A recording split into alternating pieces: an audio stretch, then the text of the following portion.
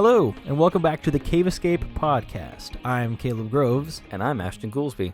And today we're going to talk about heroes, and specifically superheroes, also anti-heroes, and the evolution thereof, and also specifically the evolution of the superhero and how it relates to the evolution of the culture. And this is not a highly researched topic by either of us. This is going to be much more of a just kind of discussion. It's going to be more speculative than it is researched and informative. We just kind of want to have a conversation about this and see what our thoughts are. And I highly suspect that this is due to last time I dissed a superhero movie that Caleb liked. This has nothing to do with that topic. But it's not just superheroes, though, is it? Not just superheroes. We can also talk about heroes in general. I've just mostly... Most of the heroes now are in superheroes. Most of the heroes are superheroes today. And I do think it would be really cool to connect it to the hero of the idea of a hero. Yeah. I've just mostly thought about it in the context of superheroes specifically. So, do you have any initial thoughts or things that you would want to talk about with this, or should I just kind of start saying things that I've thought? You go ahead. Okay. I'm still figuring out what exactly you're preparing for. Okay, yeah. So, one of the main ideas that I've thought about with this is just kind of one of those topics that I've just kind of come back to multiple times over the years, since even before college, I think, is the idea of relatability, because I've heard it said multiple times. So Captain America is my favorite superhero. And I've heard it said multiple times that he's not relatable and that he's boring, that he's too perfect, and that's what makes him unrelatable, and that's why he's boring, and he's not interesting. And while I would probably mostly agree with a lot of those things, or I wouldn't agree with them, but I can see how somebody could get there. But that's just always bothered me when people have said that. And so then I started asking the question, why does that bother me?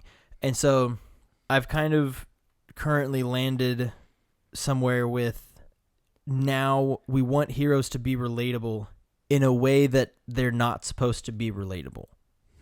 So when we say relatable, what we mean is emotionally relatable. Let's not know, if we wouldn't define it that way, but that's actually what we mean, I think.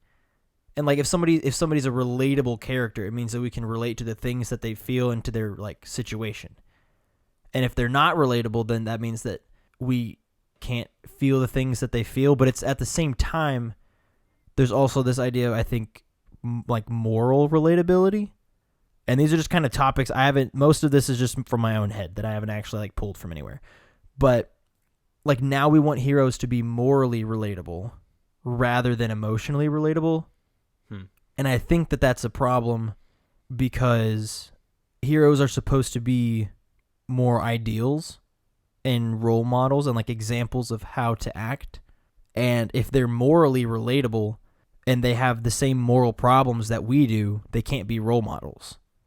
And they can't be someone that we want and try to emulate.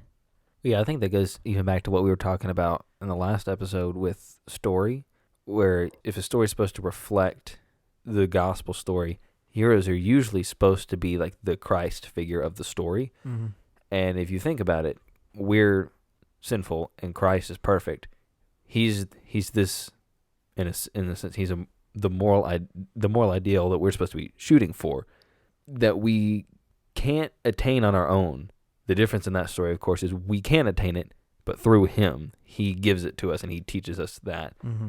But even with, you were saying Captain America, I mean, there's the acknowledgement even in there. I think there's one point where they make a jab at him for being just this just ideal. He almost seems stuck up because he's just, they can't find anything wrong with him personally. Mm-hmm.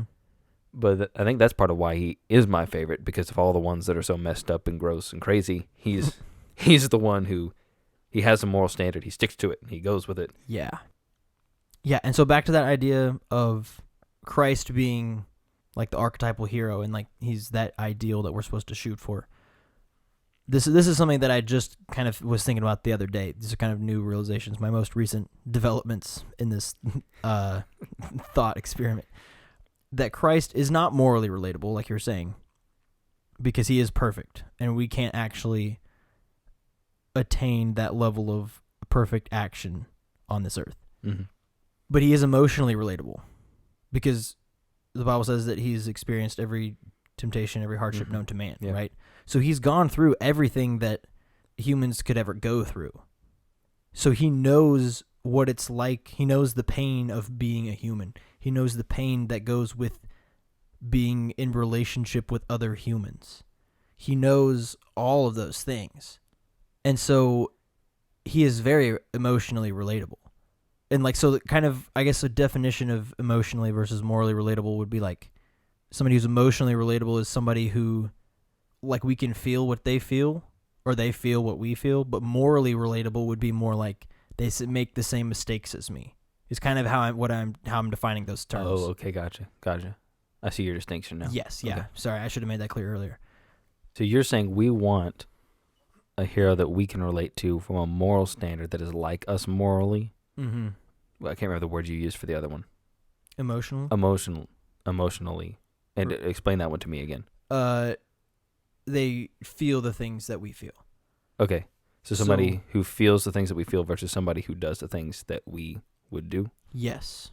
Okay. Gotcha. And so it's like, say there's a character, and one person is like, that character is super relatable to me, but another person is like, it's not really that relatable to me, and it's because the way that character is like they're in a completely different situation from the second person, and they're not dealing with any of the things that person's dealing with, and they're not like, none of that person's emotions lines up with this character's emotions. But the first person finds that character really relatable because they're feeling a lot of the same things. And so, okay. But Jesus has felt everything. And we don't necessarily like see it all in the Gospels, but we're told that he did go through all the hardships.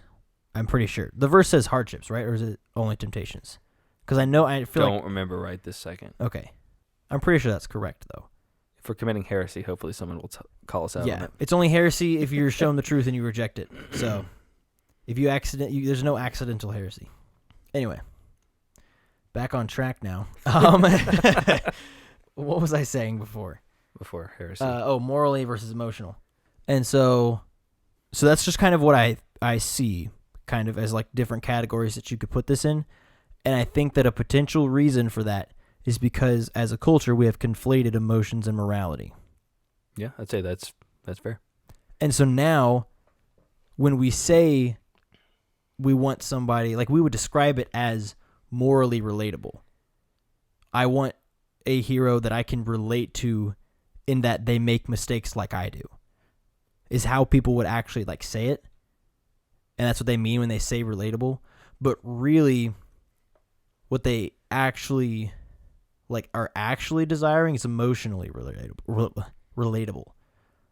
But because they're conflating emotions and morality, they think that morally relatable means emotionally relatable. And they don't realize that they can get what they want from a purely emotionally relatable person. That's interesting. I never thought about that. But I mean, you see that a lot with the, especially with the like homosexual, I don't know what you want to call it, group, I guess. The LGBTQ plus community. The Alphabet Club. They have all of this, like Jesus would be accepting and he would love, but we don't understand what it means to be accepting and to love somebody. So the idea of if you accept and you love me, then you'll be okay with whatever I do. Right. But accepting and loving somebody doesn't mean you accept whatever they do and just say, well, that's fine, that's okay. Yeah. You look at what they're doing and you say, I love you, and so I want what's best for you.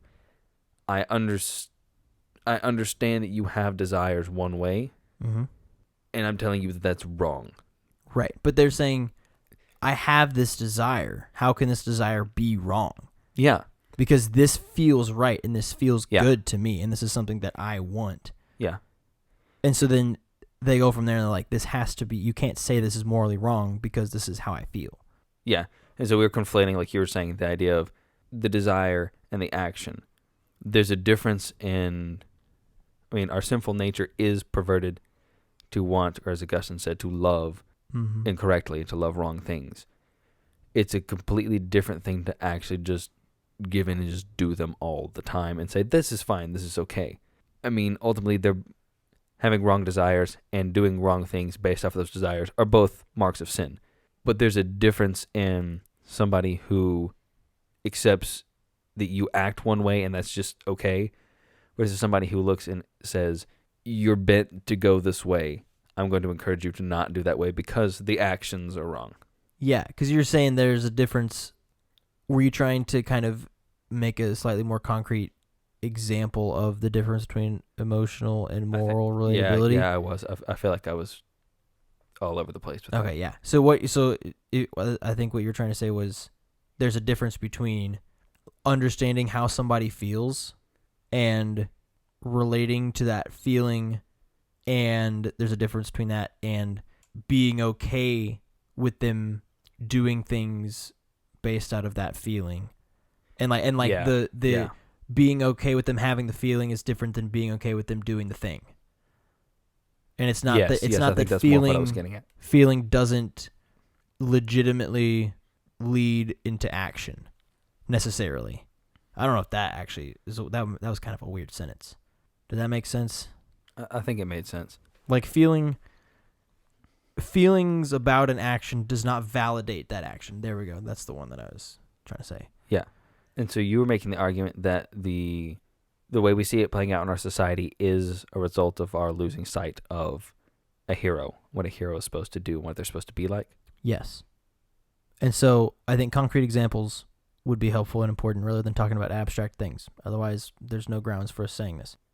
I think anti-heroes are kind of like the primary example that I see of this in terms of heroes, or like the example of the de-evolution of the hero. Because an anti-hero, to my current understanding of what an anti-hero like technically is loosely a person who does good things by questionable methods. So like stops bad guys, but does so by massacring groups of people.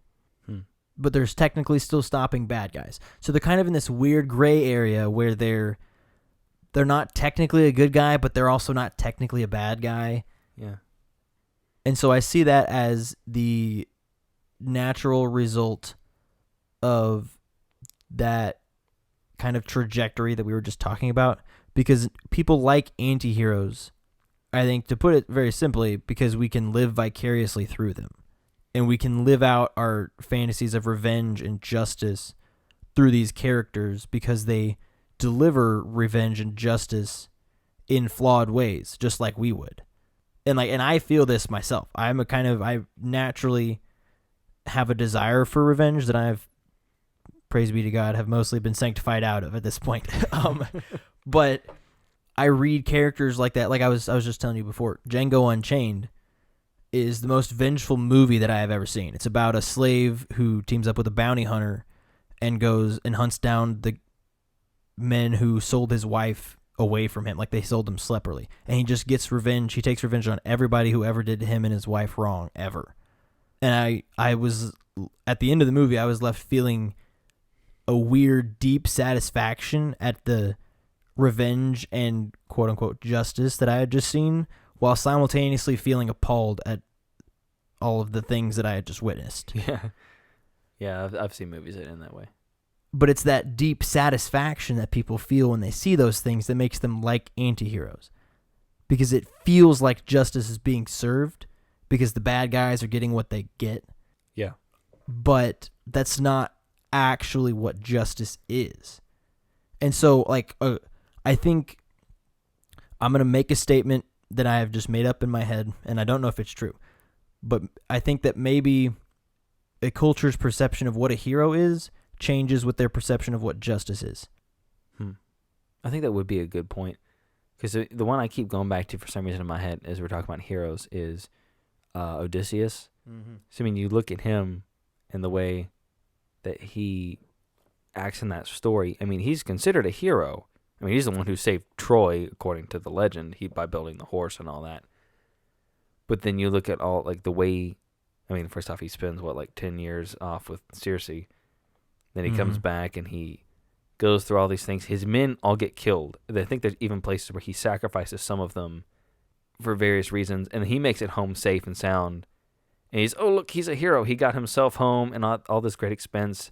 All these other people got killed, and he gets back and establishes himself in his place again. Which, to an extent, he is kind of a true hero because he throws out the evil men who are in his house, destroying it. That makes him a good hero, but then there's also a lot of other questionable things that he does. Right. Which, to the Greeks at the time, would have been, yes, look at how great and powerful he is. He did these things that we just look at and go, that's a little icky. I don't know why he did that thing. We're not gonna praise him for spending 10 years, living out with Calypso on this island. And then, he hooks up with Circe. He's not really a complete hero. Right. But those are things that they would have wanted. But they would have seen that as in that those are culture. good and those are just. Yeah. They would have said at the time, but Interesting. we wouldn't have thought that. And I think there's a lot of other, as you go through other stories from other cultures, like even Beowulf.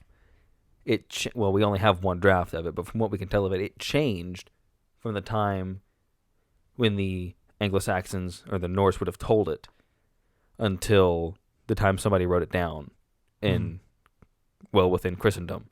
It changes, but it takes on a more Christian nature because the understanding of what's moral and what's acceptable and what's just and right has changed. So you see a change in the story. Interesting. But yeah, and so I see that kind of the same thing playing out in our culture today. And at the same time, even more, I guess, nuanced maybe than anti-heroes is I see this development in superheroes as well. Like, it's not that superheroes are turning into anti-heroes, but that our superheroes are becoming more flawed than they used to be. Like, the original comic books, like Superman. Superman was just perfect. Yeah. He's like pretty much can do anything. He always makes the right decision. He never made any mistakes. And he was just the ideal. He was a Superman. And that's another thing that the word superhero, it means a very above average hero. Well, even the Latin word super means above, right, or beyond. Exactly. So it's saying it's a hero, but it's like above and beyond what you think of as like a normal everyday person who could be considered a hero. Right. It doesn't just mean superhuman. It doesn't just mean human but with extra powers. They're a hero, but they're beyond being just merely a hero. Yeah, there's something extra about them that makes him even better. Yeah. And so they're supposed to be like Superman, like Captain America, where they're seemingly perfect and they have a strong moral code that they stick to and they don't make as many mistakes. I'm not going to say they don't make mistakes because they do, and they're still human beings and they still have flaws, but they're not as flawed as a regular non-super person.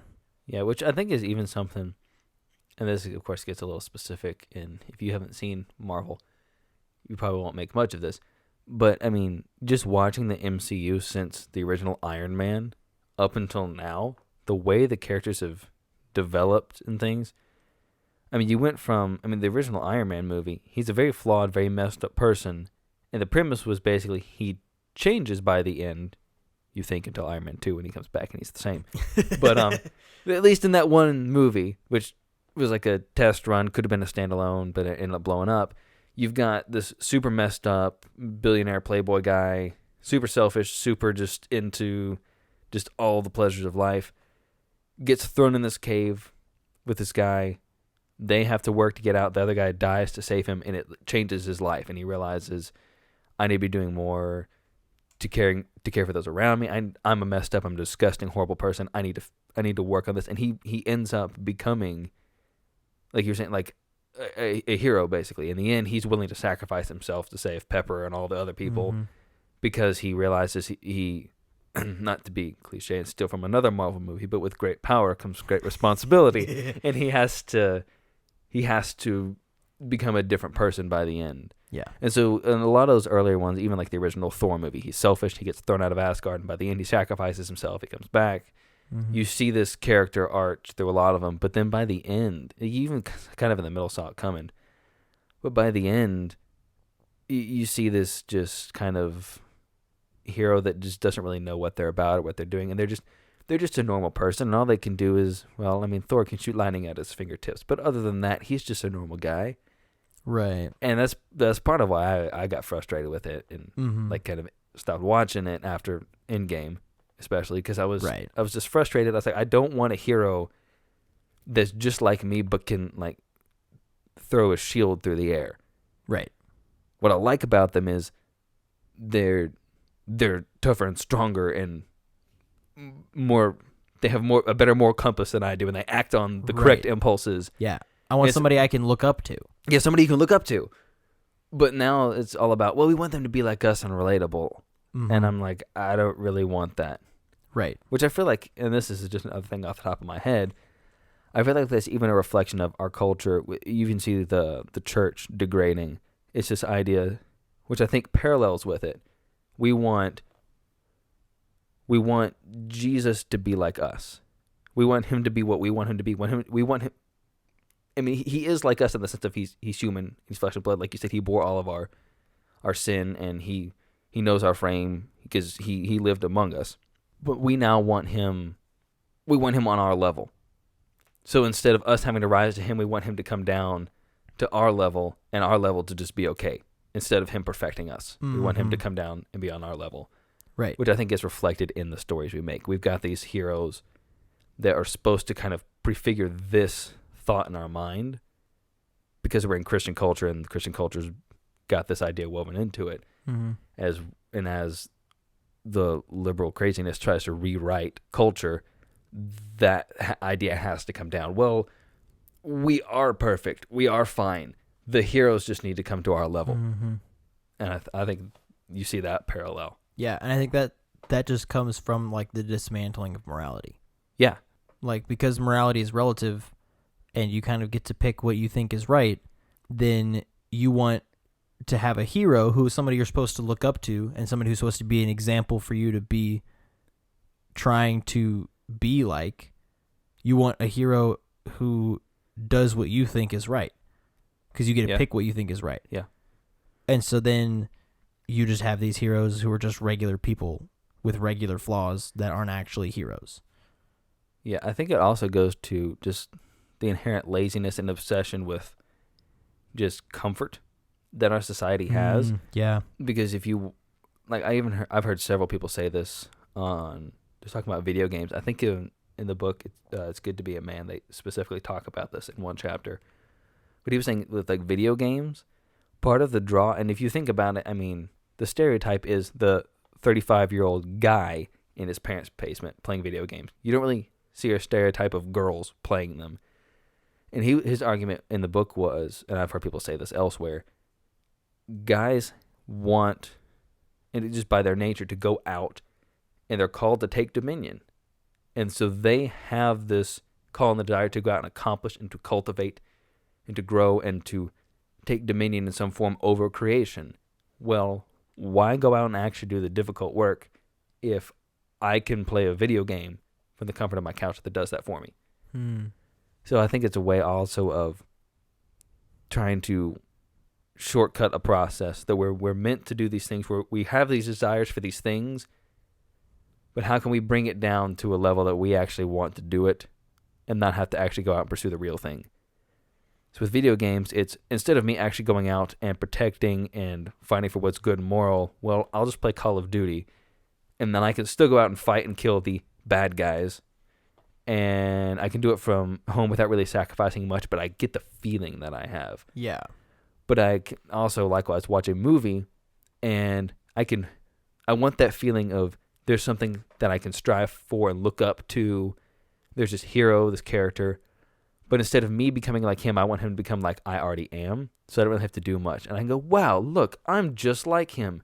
Well, I've arrived. Yes. But in reality, you've just made a really crappy hero that no one should want to be like. We want to live vicariously through them. Yeah. And that's why, that's what I was saying about anti-heroes specifically. That's the thing that I've read somewhere, so that's not a thought from my own head. But the idea that we want to live vicariously through the anti-heroes, and that's why we like them. Because they do the things that like we wish we could do, but we don't because it's technically illegal, and it would be bad if we did it. like vigilante justice in general is like not the correct way to go about doing justice. But we want to read and watch stories about antiheroes doing that because it allows us to live vicariously through them. I wonder too, and feel good about ourselves. Well, just thinking about the anti-hero, you're talking about vigilante justice. We were talking a little bit about like the character of Batman, and I just had a thought. I wonder if the difference in like the Batman vigilante versus, I can't think of another specific one right now. I mean, I know the Black Adam movie, but I haven't actually seen it. The Punisher. Maybe I don't think I've seen that either. Okay, the Punisher's the main anti-hero that I think of. But I'm assuming they're driven by vengeance, right? Yep. But if you think about, I mean, I'm thinking mainly of the Christopher Nolan ones because I've seen them the most. But the Christopher Nolan Batman, he begins by going from vengeance. Mm-hmm. And he immediately, like at the beginning of the movie, has to abandon that. Right. Because he almost goes through with it and he sees it and it scares him. But then the rest of the trilogy, it's not vengeance driven. It's he's wanting to cultivate what's there. Yeah. And nobody else is doing it. Mm-hmm. So I wonder if that's the difference there. It's still technically vigilante because it's outside of the law. Right, yeah. But it's not this selfish, vengeful vigilante justice. Yes. He's doing it out of a genuine care and love for Gotham. And the powers that are supposed to actually take care of it are not. They're actively destroying it. And then he's the one who stands up and says, no, I'm going to fight for this. Yeah. So I feel like it is vigilante justice, but I feel like it's not technically vigilante. Yeah. Yeah. I didn't mean to equivocate between vigilante and antihero. I was just kind of comparing them because they often overlap. Yeah, I'm just trying to draw the distinction there. That was just something that popped in my head of why he's different than someone like the Punisher. Yes. Yeah, for sure. And I also think, like, I technically, when I think about it, am opposed to vigilante justice as an idea because I believe that's like we need to obey the laws of the government and things like that. There's lots of other statements that I can say to qualify that, but I'm not going to go through that right now. But I think Gotham is a special case for vigilante justice because the government isn't doing its job and the police are like corrupt. And so you kind of need that vigilante. But he does still need to be like, I mean, really, I think in Gotham, any vigilante would be a good vigilante. Well, he's also but he needs to be a good person. Yeah. Well, he's also more of just the one citizen that will actually take a stand. Exactly. So he's not necessarily as much of like a vigilante as like, I'm taking the law into my own hands. He's saying there is no law. It's corrupt. And it needs to end. I'm standing up for this. Yeah. And I'm going to protect that person over there at my own personal cost. But he's not going to be dumb and just like covers his face up. Yeah. Because, I mean, everybody's going to want to kill him. Right. Yeah. So that's more of how I watch that. I would see him as more of a hero. Oh, yeah, for sure. You could make the argument he's an anti-hero, but I would see him as a hero instead of an anti-hero. Yeah, I definitely don't think. I've also heard people say that he's kind of an anti-hero, and I don't think that those people really fully understand what an anti-hero is. Yeah. Because he is definitely, especially in the Nolan ones, he's definitely a hero and not an anti-hero. Yeah. Well, we're about out of time. Do you have anything else, any other kind of extra thoughts that you want to add before we finish? Some, but I feel like they would lead us on rabbit trails we don't have time to go into. Maybe we can do that next time.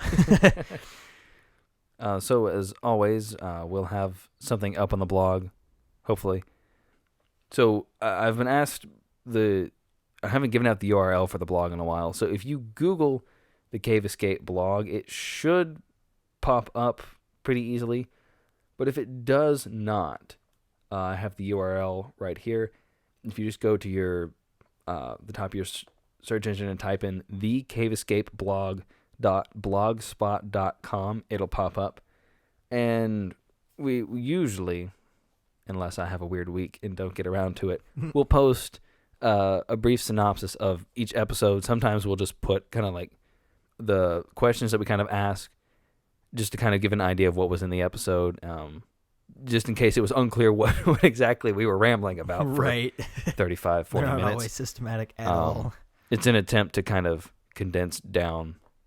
So if you didn't understand what we're talking about, hopefully that helps, but also to kind of, if you're trying to decide, is this one that's worth listening to or not, you can look there first and Mhm. it'll kind of give you an idea. Yeah. But that will be up. But I think that's it. Yep, that's it.